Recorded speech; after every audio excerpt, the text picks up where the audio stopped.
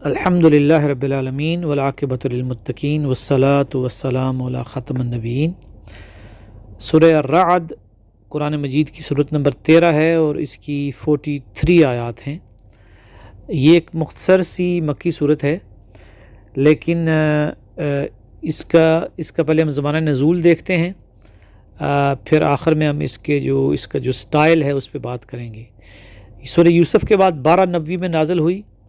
اس زمانے میں نبی اکرم صلی اللہ علیہ وسلم کے خلاف بڑی بڑی چالیں چلی جا رہی تھیں، اسی لیے سورت کے آخر میں کہا گیا ہے کہ یہ لوگ مکر کر رہے ہیں، یعنی یہ لوگ خفیہ تدبیریں کر رہے ہیں، اور اللہ تعالیٰ کی خفیہ تدبیر ان کی تدبیروں سے بڑھ کر ہے۔ اس زمانے میں ہم جانتے ہیں کہ مشرکین مکہ اپنے شرک اور رسالت و آخرت کے انکار کے عقیدے پر بڑی سختی سے جمے ہوئے تھے، اور دوسری طرف قرآن کے ذریعے سے نبی اکرم صلی اللہ علیہ وسلم ان کو بار بار دعوت دے رہے تھے، اور یہ کشمکش اپنے پورے عروج پر تھی۔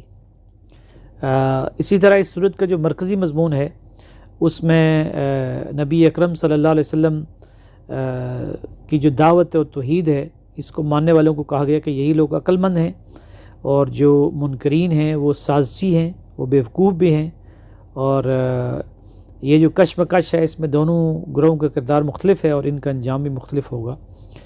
اس میں خاص طور پہ اس پہ زور دیا گیا ہے کہ قرآن کی جو دعوت ہے یہی دعوت حق ہے، اور جو عقل مند لوگ ہیں ان کا، جو اہل ایمان ہیں ان کا مستقبل بڑا شاندار ہوگا، ان کو جنت کی بشارت دی گئی ہے۔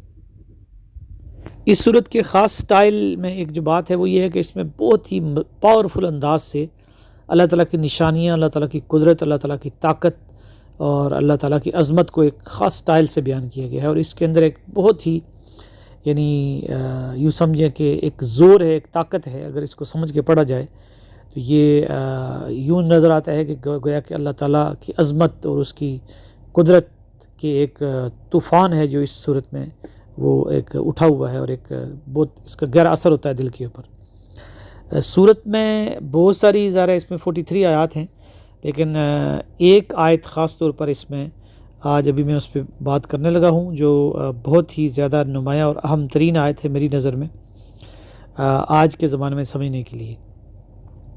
یہ ہے آیت نمبر 17۔ اللہ تعالیٰ کا ارشاد ہے: اعوذ باللہ من الشیطان الرجیم، بسم اللہ الرحمن الرحیم۔ انزل من السماء ماء فسالت اودیۃ بقدرها۔ اللہ نے آسمان سے پانی نازل کیا اور وادیاں اپنے ظرف اور اپنی قدرت، جو ان کے اندر جتنی کیپیسٹی تھی اس کے مطابق اتنی وہ اس پانی سے بہہ نکلی۔ یعنی جب آسمان سے پانی نازل ہوا تو وہ پانی جب مختلف ندی نالوں سے گزرا تو اس میں جو چھوٹے چھوٹے جو نالے تھے، اس کے اندر جو وادیاں تھیں، جس کے اندر جتنی گنجائش تھی اتنا پانی اس نے اپنے اندر سمیٹ لیا۔ لیکن ظاہر ہے کہ کچھ جو نالے ہیں وہ تنگ ہوتے ہیں، جو وسیع ہوتے ہیں اس میں تو زیادہ پانی آ جاتا ہے، لیکن جو نالے تنگ ہوتے ہیں تو اس میں کیا ہوتا ہے؟ فاحتمل السیل زبد الرابیہ۔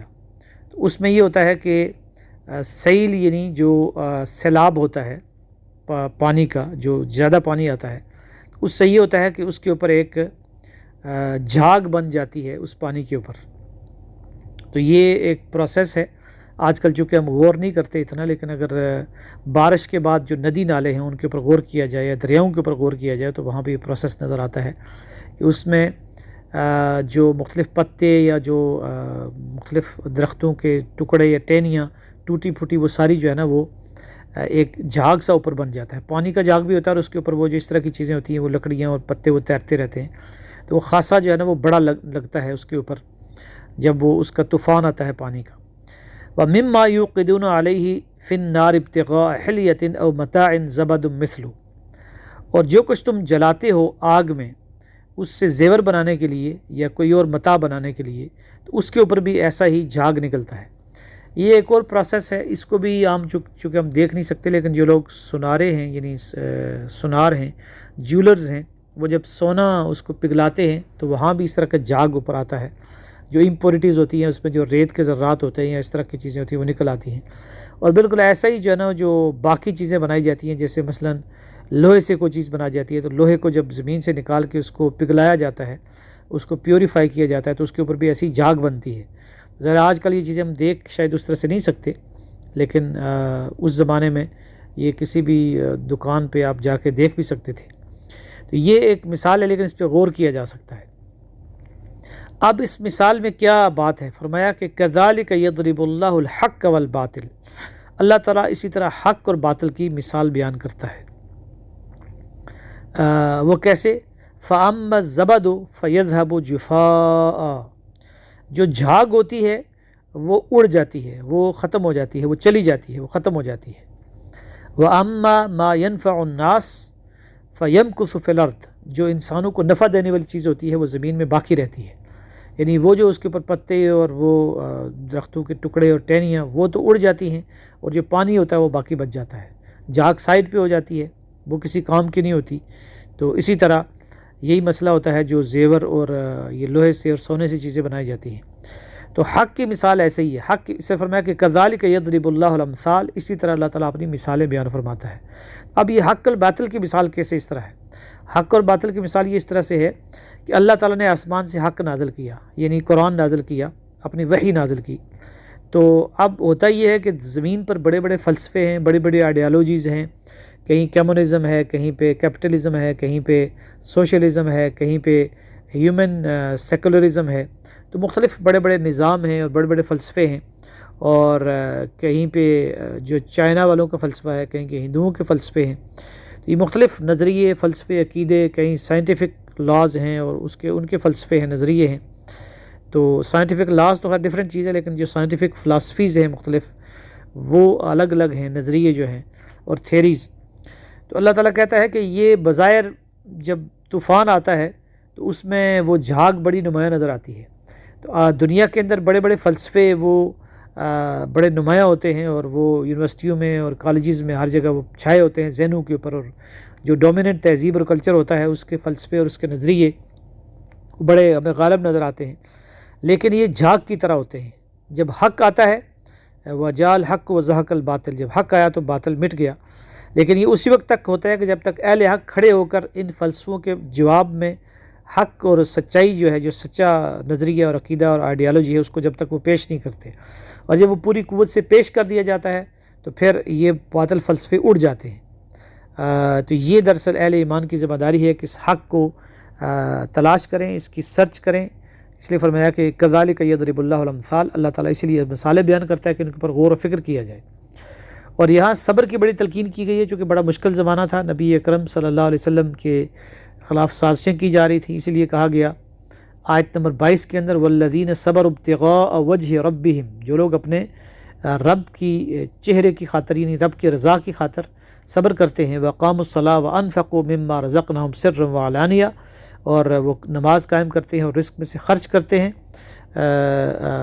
خفیہ اور علانیہ، یدرؤون بالحسنۃ السیئۃ، برائی کو اچھائی سے دور کرتے ہیں، اولئک لہم عقبی الدار، ان کے لیے آخرت کا گھر ہے۔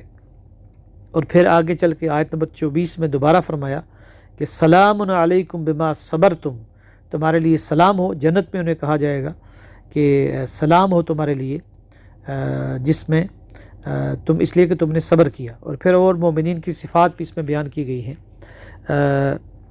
اسی طریقے سے اس میں ایک خاص مضمون یہ ہے کہ یسبح الرعد بحمدہ والملائکۃ من خیفتہ، بجلی کی کڑک بھی اللہ تعالیٰ کی حمد اور تعریف بیان کرتی ہے۔ تو اس میں اہل ایمان کو بار بار تسلی دی گئی ہے، اور اس میں بہت شدید دھمکی بھی ہے جو منکرین ہیں، کفار ہیں، ان کو کہ ان کو ہلاک کیا جائے گا۔ گویا کہ اس میں زیادہ نمایاں تو اللہ تعالیٰ کی نشانیاں ہیں اس صورت میں، لیکن اس میں جو قانون ہلاکت اقوام ہے اس کو بھی مختصراً بیان کیا گیا ہے۔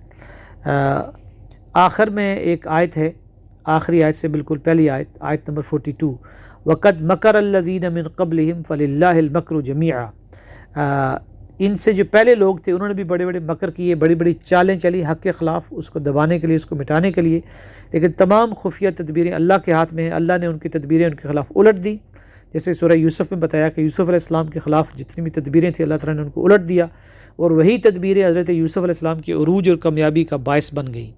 یعلم ما تکسب کل نفس، اللہ جانتا ہے کہ ہر نفس جو کمائی کر رہا ہے، وسیعلم الکفار لمن عقبی الدار، اور یہ کافر ان کو عنقریب پتہ چل جائے گا کہ آخرت کا گھر، یہ کامیابی کس کی ہے؟ یعنی دنیا کی کامیابی بھی اور آخرت کی جو کامیابی ہے وہ بھی اہل ایمان کے لیے ہے۔ تو اس طریقے سے یہ سورہ رعد کے مختصر مضامین اور سمری آپ کے سامنے پیش کر دی گئی ہے۔ اللہ تعالیٰ سے دعا ہے کہ وہ ہمیں قرآن حکیم کو صحیح پڑھنے، سمجھنے، عمل کرنے اور اس کے پیغام کو، اس کے اندر جو حق ہے، سچائی ہے، اس کو ریویل کرنے، اس کو تلاش کرنے، اس کے اوپر ریسرچ کرنے اور اس کو پھیلانے اور اس کو عام کرنے کی توفیق عطا فرمائے۔ وآخر دعوانا الحمدللہ رب العالمین۔